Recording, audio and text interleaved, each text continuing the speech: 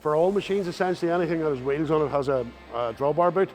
And our drawbar boots, we manufacture them on Robot 2 here. So you'll see on the pallet beside me, we have drawbar boots just tacked up. Drawbar boots set into the robot, 5 at a time. The robot runs through the weld process. They're lifted off, stacked in here, and then they go out for galvanizing. So you see we do them in batches of 50 or 60 at a time. So if it's a dump trailer, if it's a low loader, if it's a grain trailer, if it's a tanker, it's got a drawbar boot on it.